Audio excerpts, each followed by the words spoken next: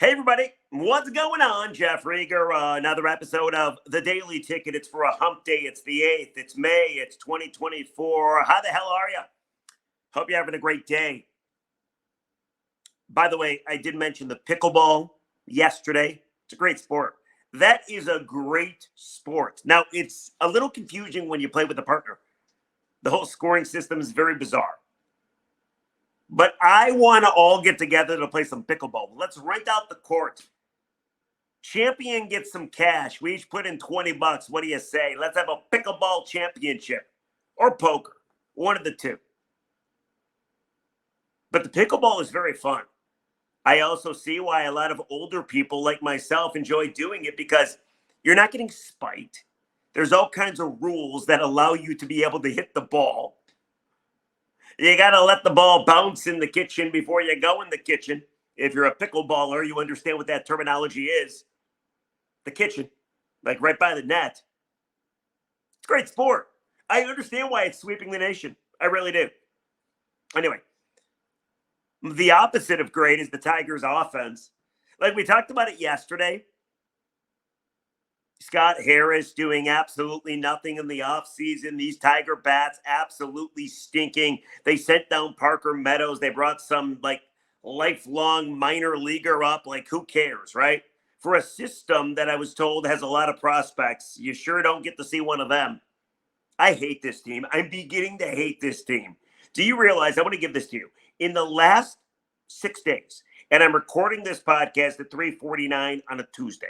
So I don't know the outcome of Tuesday's Guardians-Tigers game just yet, but I'm pretty sure it's going to go like the others have gone. Last 6 days, Jack Flaherty against the Cardinals, first game of a doubleheader. 6 2/3, 14 strikeout baseball, did not give up a run. Tigers lost the game 2-1. Reese Olson, Friday night in the Bronx. 5 innings, no runs, 5 strikeouts, 2 walks. Tigers lost the game 2-1. Are you seeing a theme here? Tarek Skubal on Sunday, career high 12 strikeouts, played the Yankees 6 innings, gave up 2 runs. Tigers lost 5-3. And then on Monday at Progressive Field, Jack Flaherty again. 6 innings, 2 runs, 6 strikeouts, 1 walk. Tigers lost 2-1. That's just in the last 6 freaking days. The Tigers have lost 3 2-1 ball games. Can you imagine what this team would do if they just had a modicum of hitting? Just a little better hitting, that's all. But instead, you got 8, 7, 6 dudes. Literally can't hit. 500 OPS. Colt Keith has an OPS in the 400s. I think it was 399 last time we talked. I could be wrong. They sent down Parker Meadows. It's a train wreck. Javier Baez stinks. Spencer Torkelson. I finally figured out who Spencer Torkelson reminds me of. Riley Sheehan. Remember Riley Sheehan, the Red Wing? The last year at Joe Louis Arena, Riley Sheehan went the entire season without scoring a goal, with the exception of the very last game where he scored 2 against the Devils in the last ever game at Joe Louis Arena. There was a Twitter account. It was labeled, "Did Riley Sheehan score?" And every day the Twitter account would just post, "No." That's Spencer Torkelson with home runs. Dude has over 150 at-bats, something like that. Not a single dong. Not a single one. Really? Torque is Sheehan. Sheehan is Torque. God, this team pisses me off. So let's move on. Let's change topics. Because a team that does not piss us off, not anymore, it used to a ton, is, of course, the Detroit Lions. And I wanted to dive into something that I find super interesting. I was asked this question the other day, and I'm curious what you think the answer is, because I'm going to give you the question and what I think the answer is. So go back a couple weeks when the draft was here. Wednesday before the draft, Penei Sewell, Amon-Ra St. Brown get contract extensions. Every Lions fan figured Goff is next. Icing on the cake. Make a splash before the first round of the NFL draft in Detroit. I think everybody was convinced that Goff was going to get extended. But then something weird happened because before the ink was even dry on St. Brown and Sewell's contract, Adam Schefter, we did a podcast on this, tweeted out that no deal with Goff is imminent, which, by the way, makes it sound like a deal's not even going to happen. He said the two sides have talked, but no deal is imminent. We haven't heard a whole lot of anything from either side, whether it be Brad Holmes, whether it be Jared Goff, whether it be their representation, like nobody knows anything. So I was doing a radio show. This is probably about a week ago, and I've just gotten around to talking about it. I was asked this great question, a great question. I want to ask it to you. Who needs who more? Jared Goff, does he need the Lions more, or do the Lions need Goff more? What's the answer? What's the first thing that pops in your head? I'll answer first, since you're not in the room with me. But I hope you'll answer them in the comment section. When I hear this question, when I was asked this question, the first thing I thought was, Goff needs the Lions more. Without a doubt, Goff needs the Lions more. Brad Holmes has done a hell of a job building something not just sustainable here in Detroit, but really impressive. In just 3 years, if you want to focus on the offensive side of the ball, look at that offensive line that protects Goff. Look at that offensive coordinator that doesn't leave this place for some reason, Ben Johnson. Jared Goff has had St. Brown, who's an all-pro receiver. He had Josh Reynolds, who made some really big catches for him. I know Reynolds is no longer here, and of course, got a case of the dropsies towards the end of the season. Jared Goff has Jameson Williams, who seems like he's going to have a breakout season. Jared Goff has two really good running backs in David Montgomery. Jared Goff has a great tight end in Sam Laporta. Like, Jared Goff has a fantastic offense. I do think that any quarterback, okay, maybe not any, but most quarterbacks could come to this situation and have the success that Jared Goff has had. So when I asked the question to you, when the question was asked to me, who needs who more, I automatically said Jared Goff needs the Lions more. Because where else is he going to go where he's going to get to play with all these players? It's almost like the Chris Osgood effect. Remember the former goalie for the Red Wings? Ozzy got crapped on because he played with Sergey and Stevie and Nick. And everybody always said, well, Ozzy's not that good. I mean, hell, he got waived at one point. And then you saw Ozzy in the postseason, and you realized he is that good. Only one of, 11 netminders with 400 wins or more. He should be in the Hall of Fame. And if you look at his playoff stats, the goals against, the save percentage, Chris Osgood was fantastic. He won you a cup in 2008. Almost did it again in 2009. But 2008, he took over for Dominic Hasek, who everybody was in love with. Babcock had to make the move, remember? After game 2 against the Nashville Preds in the first round. My point is Jared Goff Chris Osgood? Does he not get enough credit because he plays with such good players? He plays with a great line. He plays with an all-pro receiver. He plays with a great running game, and he plays with a great tight end. And he plays and he works side by side with a great offensive mind in Ben Johnson. So when you ask the question, who needs who more, you automatically think Goff needs the Lions, but maybe it's the other way around. Maybe the Lions need Goff because Goff has taken you to places you never thought you would go. Goff has won you a playoff game. Then he won you another playoff game. Goff ran a top 5 offense. Goff, for 6-7 weeks of the football season, was a legit MVP candidate. Goff, according to Pro Football Focus, for the first 8 weeks of the football season, was ranked the best quarterback in the National Football League. So for all the great players that Jared Goff gets to play with, he's elevated those players, and he's done a great job, and he's ran an offense that usually scored at least 30 a game, with the exception of like the Bears game on the road, right? So maybe you say the Lions need Jared Goff more. Who needs who more? I thought it was such an interesting question because immediately I say Jared Goff needs Detroit more, but maybe Detroit needs Goff more. Or maybe, and we've not even acknowledged this, we've not even thought about this, but I'm going to throw it out there. Maybe Brad Holmes has zero inclination of re-signing Jared Goff. And I know what you're going to say. You're yelling at your computer screen right now, or you're yelling at your earbuds right now, listening or watching. You're going to say, but. Brad Holmes helped draft Jared Goff in LA. He made sure Les Snead drafted him. You're right about that. Brad Holmes traded for Jared Goff, got 2 first-round picks when he dealt Matt Stafford to Los Angeles. You're right about that. But Brad Holmes also drafted Hendon Hooker. Does Brad Holmes seem like a guy to you that's legitimately going to waste the draft pick? Does Holmes seem like a guy to you that is taking a guy in the 3rd round to be a backup quarterback? I don't think so. Now, you can say, but what about Giovanni Manu? The dude he took in the 4th round this year, he's 6'8", he's 352 pounds. That's a project. He traded a 3rd round pick to take him in the 4th round. Yeah, because your offensive line at some point is going to fall apart and you need backups. And obviously he sees something in this kid.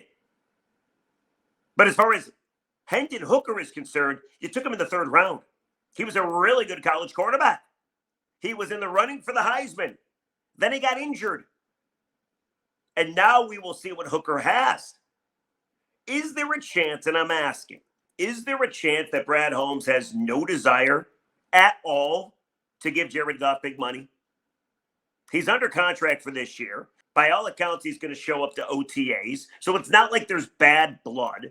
I know people speculate if he doesn't have a deal in place, he's going to hold out. Maybe, but the Lions can also franchise him next year as well. You got Goff for 2 years if you need Goff for 2 years. By that point, he's going to be 29, 30 years old. Do you really want to extend him?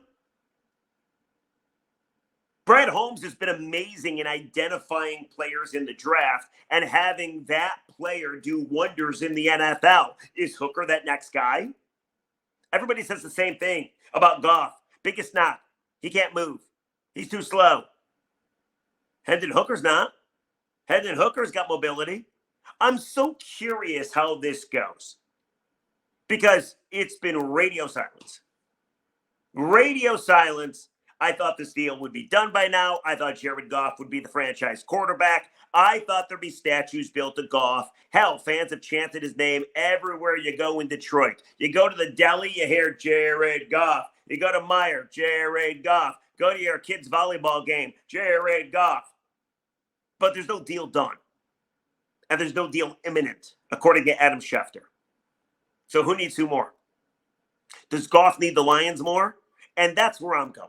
Goff does need the Lions more because he's going to be hard-pressed to walk into a situation like this on any other team.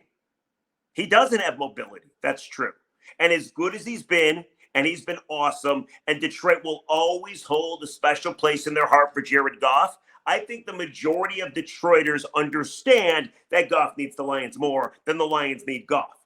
Or maybe you're on the other side of the coin. Maybe you say it's flat out disrespectful to even ask this question. Maybe you think, are you crazy? Look what Goff has given you. You're going to say that he needs Detroit more? No, we need him more. I'm curious, where are you on this question? Who needs who more? Goff needs the Lions more, the Lions need Goff more. And what do you think about the possibility that Goff isn't going to be extended? That he's going to be allowed to walk out the door next year or the year after that, and Hendon Hooker is going to be your quarterback. Brad Holmes does not seem like a guy that's taking a pick to just take a pick. Is he a project? Sure. But he was also injured. Now he's not. Do you think Brad Holmes has every belief that Hooker's going to be his quarterback? Think about how much money that would save you. Instead of paying Goff 45, 47, 50 million a season, whatever the contract would come out to be, Hooker's on a rookie deal. And then you can renegotiate with him. There's no 5th-year option, but who cares? You can get him for a lot cheaper. And for a team that has a lot of guys that they're going to want to re-sign, whether it's a Lee McNeil or Aiden Hutchinson, it might be beneficial to have a cheaper quarterback that can do just the same, hopefully, of what Goff was able to do. Because, again, flowchart goes back to the original question. Goff is playing a pretty good situation, and Hooker would be playing in a pretty good situation too. So what do you think? Who needs who more? And do you think the delay in the negotiations means that there's not going to be a contract extension. I mean, the Lions have really never come out and said, like, hey, yeah, we're talking to his representation. Now, Goff said the other day, yeah, I'm just going to let my people do their thing. I'm curious. What do you think? Let me know.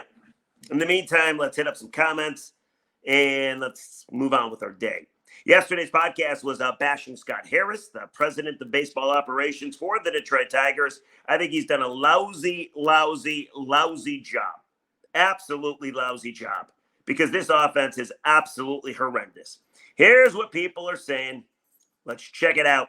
At Keith Rubb, 1476, absolutely right, starting with Chris Ilitch. If he truly cared about winning, he would have told Scott to go get some real hitters. They are hurting these young guys' confidence without any protection. And why did AJ make a stink about signing a hitter? It seems he doesn't care, just here for a free paycheck. There's no pressure to win here. No, you're right about that, and it's disgusting. It's 10 years, it's a decade. We deserve better. Now, as far as the Scott Harris-Chris Ilitch thing, I don't know the dynamic. There's a chance that Scott simply didn't want to go out in free agency and get a veteran back. Maybe what he says is true. He told us a billion times he wants to get his prospects at bats. He thinks it's invaluable. Major league at bats. So if that's his mindset, he's the president of baseball ops. Chris Ilitch just goes along with that. So I'm not sticking up for Ilitch here, but maybe Scott simply didn't want to go out and sign big-time bats, proven bats, veteran bats, so forth and so on. How about this one? At Noah.Conley. The thing that sucks is with Scott's timeline, by the time we're actually contenders in a few years, Skubal and Green will be approaching free agency. Now, you're right about that. And how much of this good pitching are you going to trade away at the deadline because you're not in the race? At Detroit Tony. Great show as always, Jeff. Sometimes it's good for our collective mental health to have a rant session to just get it out of our system. I see this more as a cheap ownership problem. Scott Harris is nothing more than a figurehead for ownership. It is possible that ownership is not spending and the whole Bally sports thing and revenue are connected. Go as cheap as possible this year until our revenue stream is exactly known. Maybe you're right. And then one more for you. At Jason Millars, 6529, there's no way he cares. Talking about Scott Harris.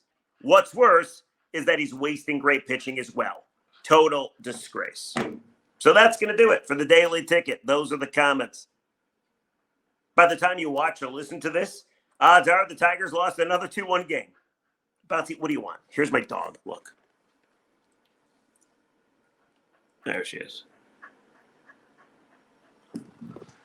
She's waiting to go on a walk. Got to go pick up my daughter at the bus stop. Anyway, that's going to do it for Daily Ticket. Speaking of dogs, by the way. Oh, there she goes. What? There you go. Come on. There you go. What do you need? Hey, how do you think Scott Harris is done? Bark if the Tigers disgust you.